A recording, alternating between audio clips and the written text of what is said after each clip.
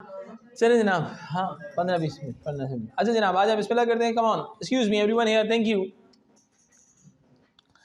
जनाब स्टार्ट करते हैं पास्ट पेपर्स को थोड़ा सा पॉजिटिविज्म और इंटरप्रेटिविज्म के हवाले से। जब आप पॉजिटिविज्म और इंटरप्रेटिविज्म की बात करते हैं बॉस, तो थोड़ा सा अंडरस्टैंड करना है।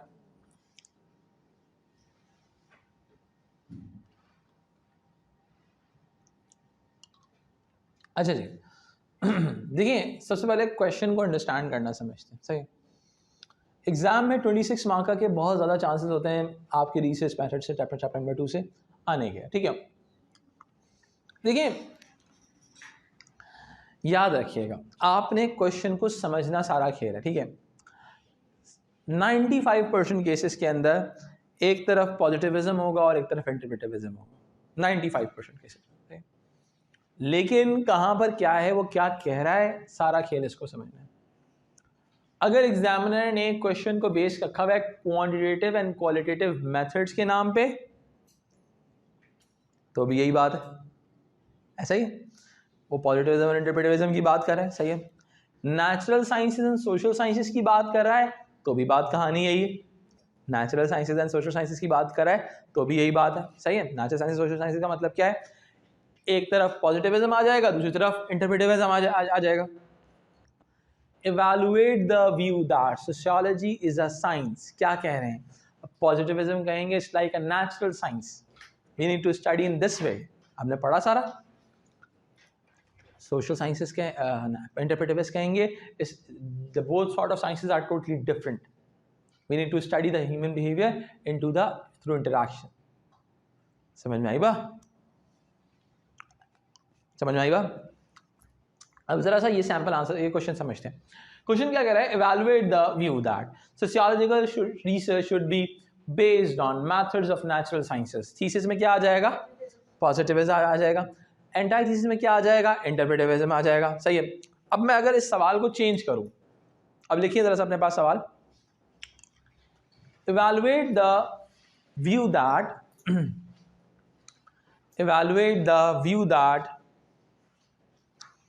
evaluate the view that sociological research should be value free, सही है। यानी कि हम कहें कि सोशियोलॉजिकल रिसर्च वैल्यू फ्री होनी चाहिए। क्या होनी चाहिए बॉस, ठीक है। अब जब ये कहा जाए कि sociological research should be value free, तो बेटा क्या हो जाएगा, थीसिस में भी पॉजिटिव आ जाएगा, कंटेंट यही है, आंसर चेंज हो गया। अब एक और क्वेश्चन लिखवा रहा हूं, evaluate the view that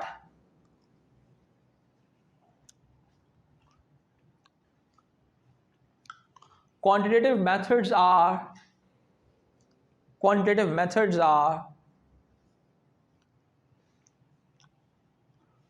better than qualitative methods to conduct sociological research.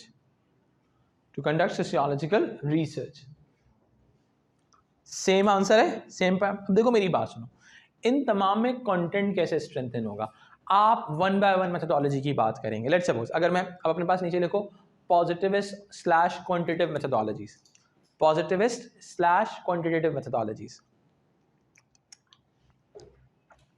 जब आप लिखेंगे, समझने वाली बात है, आपने क्या करना है, एक एक मेथोडोलॉजी की बात करनी है, उसको इवैल्यूएट करना है उसकी वीकनेसेस के साथ। You can refer to my notes also, सही, आप रेफर नोट्स में रेफर कर सकते हैं।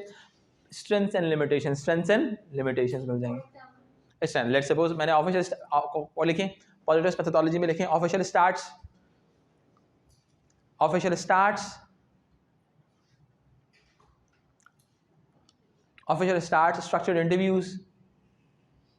स्ट्रक्चर्ड इंटरव्यूज, questionnaires,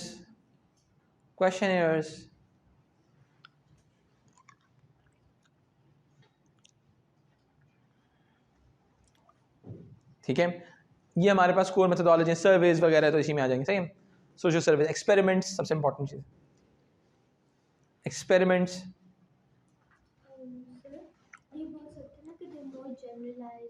हाँ एग्जैक्टली अब आप हर मेथोडोलॉजी के अंदर उसकी स्ट्रेंथ्स की बात करेंगे और इसकी लिमिटेशंस की बात करें. अब भाई let's suppose if I am going to talk about के स्ट्रक्चर्ड इंटरव्यूज की सबसे बड़ी लिमिटेशन क्या है? They are having low validity. Weakness आ जाएगी, इवैल्यूएशन आ जाएगा. यानी कि अब क्या है, क्वांटिटेटिव मेथड को लेके आए, वैल्यू फ्री मेथड को लेके आए, बट उसकी लिमिटेशन भी बात बताई. समझ में आई बात? They are not by. अब स्ट्रेंथ में ये कि ऑब्जेक्टिविटी हाई है, they are not bias, value free है. सही है.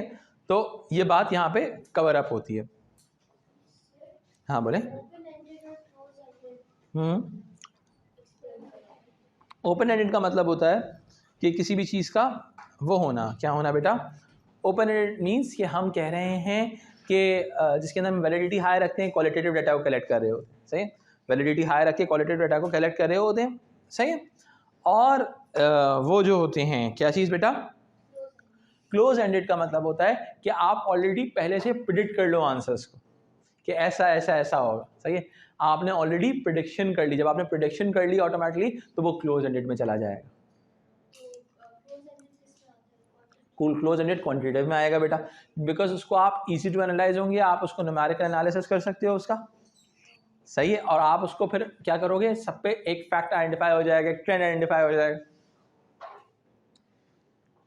क्लियर हो रही बात? वैलिड होगा बट लो वैलिडिटी होगी. Valid but low validity. जी आप डाल सकते हैं, कौन वगैरह बिल्कुल डाल सकते हैं. आप जैसे द केम्स को डाल सकते हैं. आप सॉफ्टवेयर स्टार्ट में हमेशा द केम को डालें. सही है. उसके साथ एवेलुएट कर लें सोशल एक्शन थ्योरी को. वेबर की जैसे इंटरैक्शंस की जो सबसे मोर इंपॉर्टेंट थ्योरिस्ट है वो वेबर है, मैक्स वेबर कहते हैं. सही है. जिन्होंने कहा था कि भाई इंडिविजुअल एक्शन को आइडेंटिफाई करने के लिए बिलीफ की जरूरत है. सही है. We need to know about a belief of random, we need to interact with them and we are able to know about them. समझ में आएगा? क्वालिटेटिव इसी तरह से एग्जैक्टली बिल्कुल आ सकता है. भाई let's suppose I am going to start a paragraph like the quantitative methodology is endorsed by the positivists, and the Emil Durkheim use the same official stats to conduct these sort of research. फिर मैंने Emil Durkheim methodology rotates around the assumptions like this, जो मैंने शुरू में लिखवाई. बिल्कुल ऐसे ही.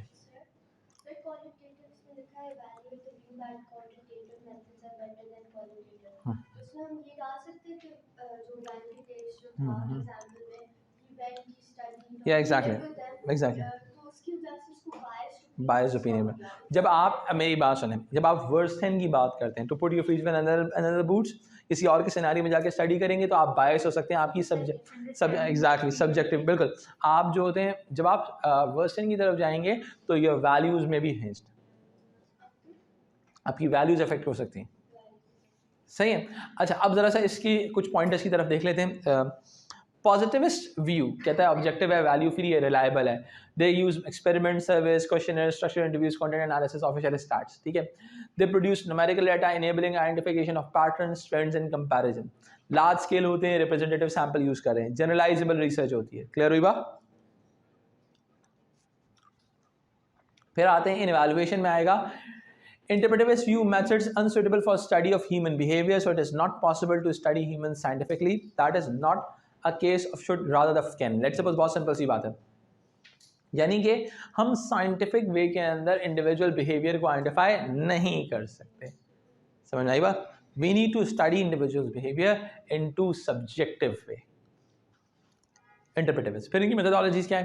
Human have free will. Same can unpredictably be an unobserved meaning which cannot be measured. यानी कि आपने इंटरैक्ट करना है, उनको ऑब्जर्व करना है और फिर आपने उसकी मीनिंग कंस्ट्रक्ट करनी है. आपने बगैर एक फिनोमेना को अंडरस्टैंड किए हुए इंडिविजुअल के एक्शन को डिटरमाइन नहीं कर सकते. सही है. फिर आते हैं humans should not be studied scientifically for ethical reasons. They are not inanimate objects. यानी कि आपको साइंटिफिक रीजन में कोई एक्सपेरिमेंट नहीं कर सकते. जैसे आप जानवरों पे एक्सपेरिमेंट कर लेते हैं, एनिमल्स पे आप एक्सपेरिमेंट कर सकते हैं, आप ह्यूमन पे नहीं कर सकते अकॉर्डिंग टू इंटरप्रेटिविस्ट. ठीक है. कहते हैं they are going for the non objective methods, value free methodology की तरफ नहीं जाते. रिजल्टिंग डाटा लैक्स वैलिडिटी, यानी कि इनका जो डाटा है, ठीक है, जो आपका ये एक्चुअली ये क्रिटिसाइज कर रहे हैं इंटरप्रेटिविस्ट को कि जो इंटरप्रेटिविस्ट का डाटा है उसकी अंदर वैलिडिटी लैक करती है. क्लियर हो गई बात? क्योंकि उसमें डिटेल लैक करती है. क्योंकि उसमें डिटेल लैक करती है। क्लियर होगी बात? अच्छा जी, आगे आ जाते हैं।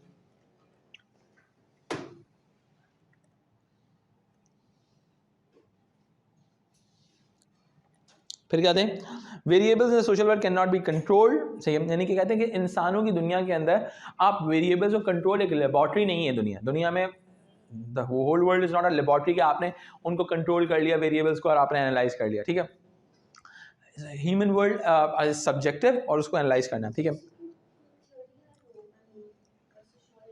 एक्चुअली एक्सपेरिमेंट्स के अंदर यूज होगी ना, experiments are conducted by the positivist, so interpreters always criticize experiments कि the human behavior cannot be controlled like variables। समझ आएगा? फिर आगे आते हैं, इशू में develop on how to define a scientific subject, यानी कि एक साइंटिफिक सब्जेक्ट को किस तरह से डेवलप किया जा सकता है। क्लियर होगी बात? एनी कंफ्यूजन चले?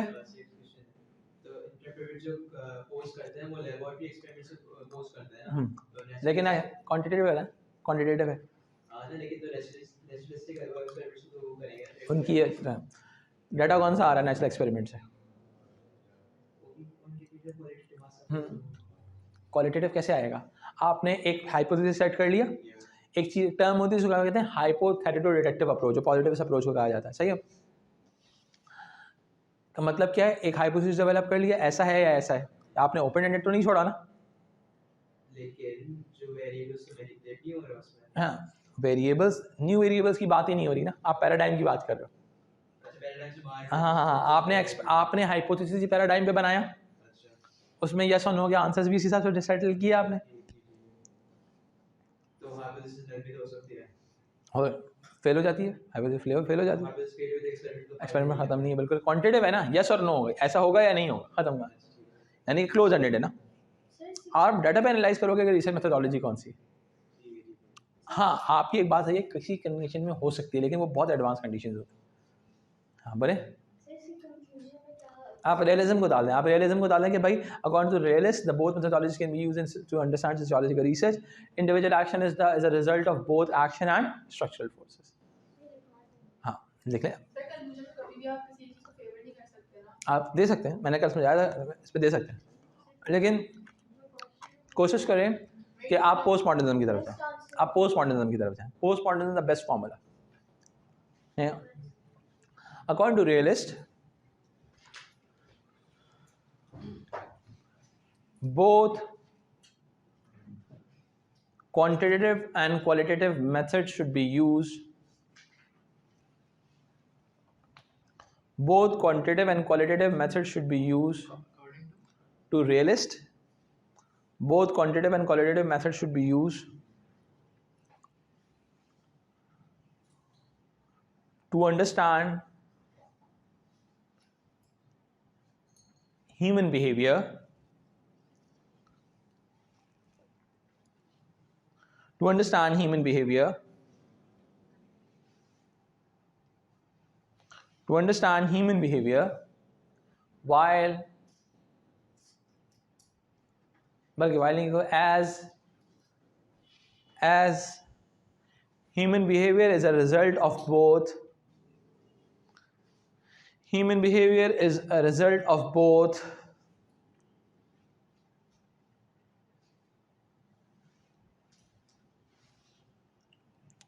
quantitative and qualitative, is a result of both social facts and belief. Human behavior is a result of both social facts and beliefs, यानी कि facts और beliefs दोनों से मिलकर एक चीज बनेगी। हाँ, यानी कि एक तरह से पोस्ट मॉडर्निस्ट इसी फॉर्मूले को फॉलो कर रहे होंगे। Any confusion? एग्जैक्टली, क्लियर होगी बा? एनी कंफ्यूजन चलेगा? हम इसको फॉलो करें, एग्जैक्टली फॉलो करें, बिल्कुल। अच्छा, अब जैसे लिखिए अपने पास, अब मैं आपको एक स्टेटमेंट बेस्ड क्वेश्चन लिखवा रहा हूँ, उसकी प्रैक्टिस कीजिएगा।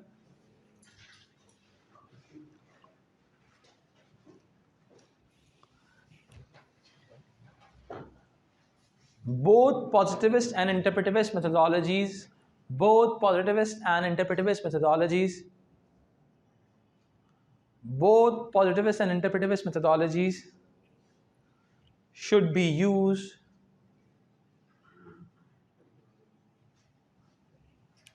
to conduct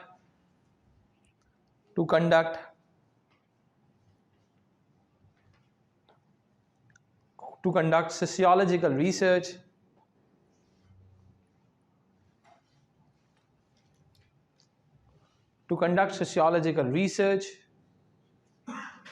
इसमें क्या क्या आएगा लिखो अपने पास. रियलिज्म, हाँ, एक्सप्लेन दिस स्टेटमेंट पहला फर्स्ट पार्ट है. एक्सप्लेन दिस स्टेटमेंट पहले लिखो. आएगा रियलिज्म आएगा इसके अंदर. रियलिज्म के बाद इसके अंदर आएगा मेथोडोलॉजिकल प्लूरलिज्म. मेथोडोलॉजिकल प्लूरलिज्म इसका मतलब ये होता है बोथ मेथोडोलॉजीज. ये लोग ट्रायंगुलेशंस की बात आएगा. मेथोडोलॉजिकल प्लूरलिज्म, हाँ दोनों सिमिलर है. मेथोडोलॉजिकल प्लूरलिज्म की बैक एंड स्टोरी होती है, मैं ट्रायंगुलेशन पे आऊँगा. सही है. फिर लिखो data triangulation.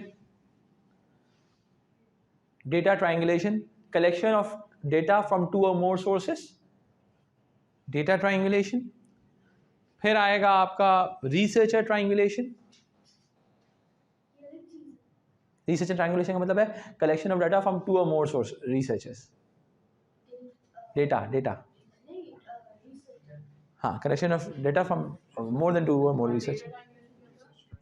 Collection of data from 2 or more resources. फिर आता है methodological triangulation, using multiple methodologies to conduct sociological research.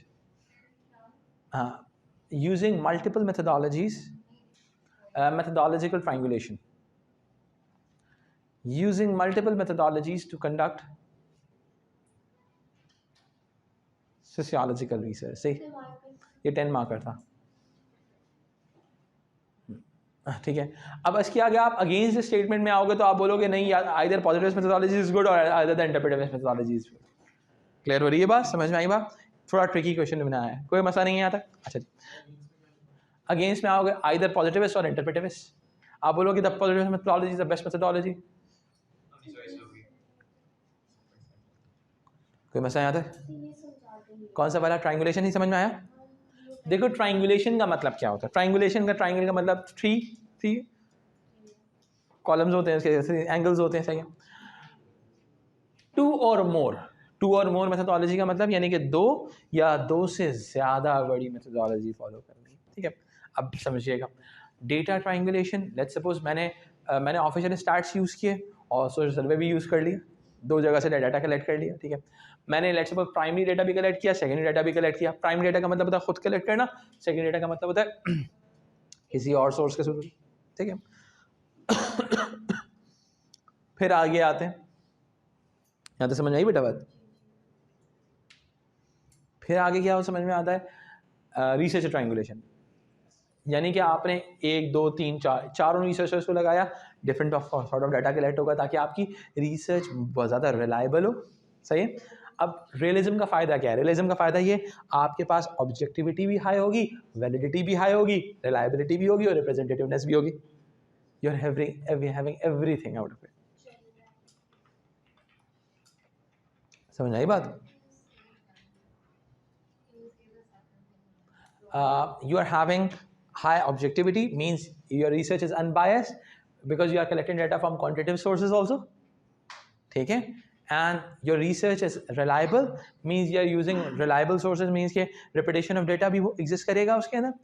And representativeness भी high होगी क्योंकि आप positive research कर रहे हो, methodology use करो तो macro sociological view भी आ जाएगा आपका.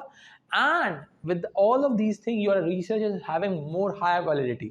Your research is having high validity. Validity भी high होगी क्योंकि आपने qualitative data भी collect किया. जब आप multiple sources से data collect करोगे तो आपके पास हर चीज़ के advantages आ जाएंगे.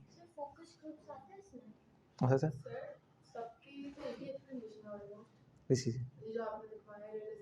हाँ उसकी नहीं, रिसर्चर में क्या है, सिर्फ रिसर्चर की बात है. होता है एक ही, आप सर्वे कंडक्ट करो लेकिन मल्टीपल रिसर्चर से कर रहे हो. डेटा के अंदर क्या है, मल्टीपल सोर्सेज से डाटा ले लिया, ऑफिशियल स्टार्ट्स भी ले लिया और सर्वे भी कंडक्ट करा लिया, दोनों को एनालाइज कर लिया. ठीक है. मेथोडोलॉजिकल में क्या है, आपने लेट्स सपोज आप कोलाची जाते हो, सबसे पहले आपसे वो फीडबैक फॉर्म फिलअप कराते हैं. फिर वो एक बंदा आके आपसे रिस्पॉन्स लेता है, फिर आप बाहर जा रहे हो तो रिस्पॉन्स लिया जाता है, रिसर्चर हो रही है, 3 जगह से डाटा कलेक्ट हो रहा है, डेटा भी हो रही है, रिसर्चर भी हो रही है, मेथोडोलॉजी भी डिफरेंट है, एक मतलब क्वेश्चन दिया, एक मतलब इंटरव्यू किया, तीनों तरह की ट्रायंगुलेशन यूज़ किया उन्होंने, ताकि आपके पास उनके पास जो डेटा है, ताकि कस्टमर का एक्सपीरियंस मैक्सिमम लेवल पर पता चल सके कि अच्छा है बुरा है। जी, ट्रायंगुलेशन का मतलब ये है कि use of multiple means. Pluralism का क्या मतलब था? हाँ, मेथोडोलॉजी का प्लूरलिज्म का मतलब है आपने क्वांटिटेटिव मेथोडोलॉजी भी यूज़ करनी है और क्वालिटेटिव भी यूज़। हाँ, एनी कन्फ्यूजन चले बेटा, समझ में आया? नहीं फंस गए हो काम, दोबारा तो कोई मसला नहीं। मेथोडोलॉजिकल मेथड्स का मतलब ये होता है, जाहिर सी बात है, जब आप मल्टीपल मेथड्स यूज़ करोगे तो मल्टीपल डाटा भी आएगा। मेथोडोलॉजी का प्लूरलिज्म में रिजल्ट डेटा ट्रायंगुलेशन, कोई मसले की बात नहीं है। एनी कन्फ्यूजन चलेगा? आप बोलोगे भाई देखें, आपने यहाँ पे रियलिज्म आ गया ना, आप बोलोगे positivist methodology is the most appropriate methodology और the interpretive methodology is the most appropriate one. भाई मैं, आपकी मर्जी है, दोनों लिख सकते हैं, किसी एक की तरफ जाना है ना। जैसे हमारा एजुकेशन वाला सवाल था, उसके अगेंस्ट में फैमिली भी आ सकता है, मीडिया भी आ सकता है, रिलीजन भी आ सकता है, बहुत सारी चीज़ें आ सकती हैं। क्लियर हो गई बात? एनी कन्फ्यूजन चले, समझ में आ गया? अब आगे आते हैं।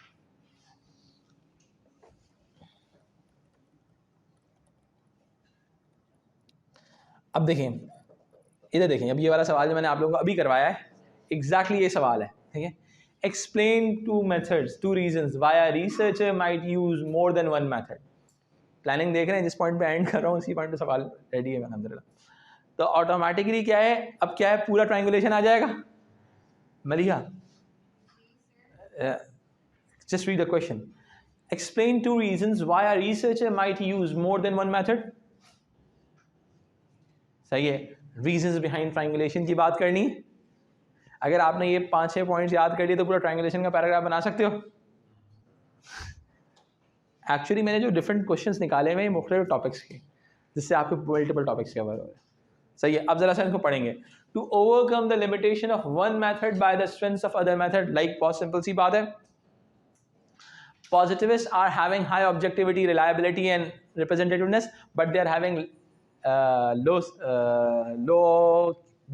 validity. While on the other hand, if you talk about the qualitative form of data, they are having the low objectivity, reliability and representativeness, but they are having high validity. Merge हो जाएगा तो चीज़ें बेहतर हो जाएंगी, ठीक है। To provide a check on the accuracy of findings of different types of methods or data, accuracy check हो जाती है। To use different methods or data to check the validity and reliability of the approach taken, देखना है कि approach की reliability क्या है। अच्छा, फिर क्या है, to generate hypothesis from one type of data that can be checked via other, यानी कि आपने एक हाइपोथेसिस क्रिएट किया, एक मेथोडोलॉजी से क्रिएट, आपने लेट्स से ऑब्जर्वेशन से डेटा, आपने हाइपोथेसिस क्रिएट किया, फिर आपने कहा मैंने सर्वे कंडक्ट करके चेक करना है कि ऐसा हो रहा है या नहीं हो रहा। एनी कन्फ्यूजन चलेगा? अच्छा, अब क्या आता है, methods that produce the best fit, most suitable practical for the subject being studied, whether they be quantitative और क्वालिटेटिव। मेथोडोलॉजिकल प्लूरलिज्म हो गया। To build a fuller picture of the study group, theoretical positioning हो गया, realist हो गया, realism का जो formula है। थियोरेटिकल पोजीशनिंग का मतलब है कि भाई थ्योरी कौन सी सपोर्ट करती है, ट्रायंगुलेशन को कोर्स थ्योरी सपोर्ट करती है रियलिज्म की, am I right? Realist theory support this idea. Clear हो ये बात? नहीं बेटा, जो ट्रायंगुलेशन की जो थ्योरी है, ट्रायंगुलेशन की बैकिंग कौन सी है, रियलिज्म से आती है। मैंने लिखवाया था कि we need to use both positivist and interpretivist methodology. Clear? ठीक है, नो प्रॉब्लम। बेटा देखें, according to realist we need to conduct research through positivist and interpretivist both methodology, ठीक है। You need to conduct research through both positivist and interpretivist methodology, and triangulation, according to triangulation is the same thing. The question is all about using more than one method. Means the realism is supporting the same idea. Use one method to inform the application of a different method. Unstructured interviews develop categories for a question is. Clear होगी बात? Any confusion till here? जैसे यहाँ पे आपने example दी हुई है, यहाँ पे आप दे दें। अच्छा जी, अब ज़रा सा देखेंगे, अब ये सवाल बहुत ज़्यादा कॉमन सवाल है। Explain one strength and one limitation of using covert approach to participant observation. क्या है, अब क्या है स्ट्रेंथ एंड लिमिटेशन? स्ट्रेंथ क्या होगी कि भाई सामने वाले का आपको हाईली वैलिडिटी वाला डाटा मिलेगा। लिमिटेशन क्या है, एथिकल प्रॉब्लम्स हो सकती हैं। कोवर्ट ऑब्जर्वेशन करें, क्या करें बेटा? अब मैं ज़रा सा ऑब्जर्वेशन को एक बार आपके सामने रिकैप करता हूँ, ठीक है।